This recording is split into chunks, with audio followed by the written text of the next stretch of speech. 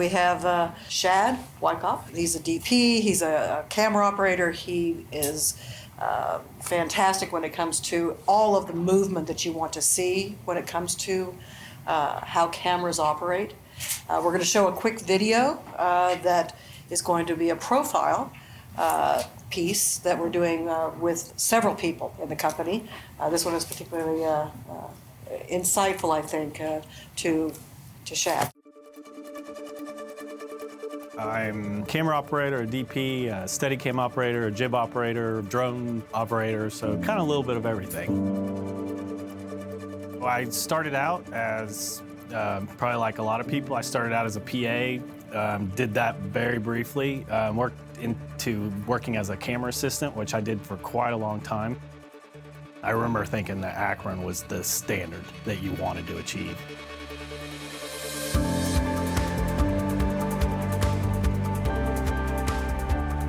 In 2015, we went and did the hunting, and I was really pleased with that. That was something that I was really proud to have worked on, and it was just a cool project. You know, we got to go to some really unique locations, and, you know, I thought Lael's helicopter work was just insanely great. We have tremendous gear that a lot of people don't have access to. But without the people, it's you know, it's a paintbrush, you know, that's all it is to me. Without the talents of all the people working as a collective group, it's worthless. Very nice, please. Very good. So as that was all smoke and mirrors.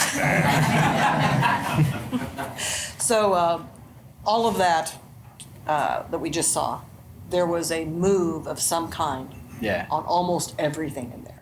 So most of what I do is moving camera stuff. It's, you know, where it boils down to a dolly just like this, where you're just going back and forth, or the Steadicam, which I do quite a bit, and the jib, which I don't know if you guys are familiar, but that's kind of my main things. I also do the drone stuff, which are kind of a new things.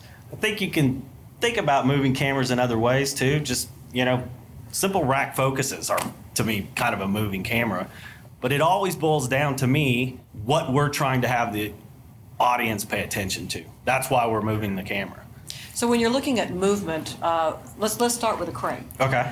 So crane is, explain what that is, because it's really a base that sits on the track that has a bunch of length. Yeah, it's a pendulum, basically. That's all it is. It's what counterweight on the back with the camera on the front. So it can go from up to down to side, and any other direction you can kind of think in that realm. But it's a tool, so that at the end of that tool, of those extensions, there is a camera and a mount that it's... Right, so there's a camera on the front and there's an operator on the back, and you have a joystick. If you're good at playing video games, you'd probably be good at playing using the jib. It's you know, and then it's just trying not to crash into stuff. So that's the crane, and that's the jib, which is the family of cranes. Yeah. The next one is the Steadicam. Yeah. So what is that? What is that? Why is that called a Steadicam? You know, honestly, it's the guy that invented it, you know, just came up with this idea, and it was a Steadicam. You know, before you couldn't really move the camera like this. It was all handheld on a shoulder. Yeah, exactly. You could get a dolly back then, but you know, if you wanted to walk up steps, you couldn't lay track up steps. So you walk with it, and it's steady. Could you, why don't you put that on real quick? Yeah, I'm going to follow you with this. It can be heavy, and it's consists of really 3 parts. Vest, which is this, and then the arm, which does a lot of the work. And how much does this weigh? I don't know, probably around 60 pounds, if I had to guess. I haven't weighed it. Yeah, so it's a fairly simple tool, in all honesty. It's these are springs that take out my steps. And the rest is it's a real light touch on this to pan and tilt, and yeah, that's about it. So it comes in how many modes? You have a up? Yeah, so this is a high mode, as they would say. Low mode would basically be upside down. And if the editors are in here and they get the footage upside down, this is a real fast way to do it. I would have to rebalance a little bit, but. Does anybody have any questions for Shad? When you take the Steadicam on set, what's the build-out time? If someone's building my camera, I can have it balanced in about 15 minutes, I think, usually. If I have to build the camera out myself, it's probably add another 30 to it, 45 minutes. So. How much does the Steadicam system cost? It kind of depends on which version you buy. There's several different companies, like car companies.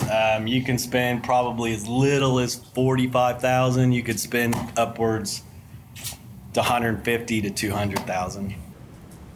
What are the latest on like regulations for flying drones? Is it still It's- a thing that you're not supposed to do? No, you still have to have an FA 333, and you're supposed to carry insurance and all that stuff. There's it's a little bit like you have to call in where you're flying.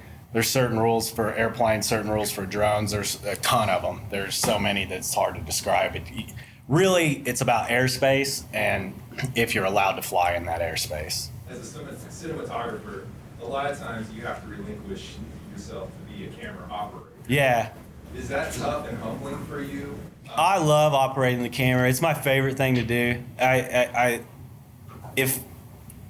If I had to give that up, that would hurt me a lot. I think I don't. It's a personal thing with every camera guy that ever lived. I think it's one of those. You might be just a little bit off that he does, and I'm like, no, go back that way. And you fight to the death over an inch of screen time because you think it's wrong and he thinks it's right. So giving up a camera would be very tough for me. I think.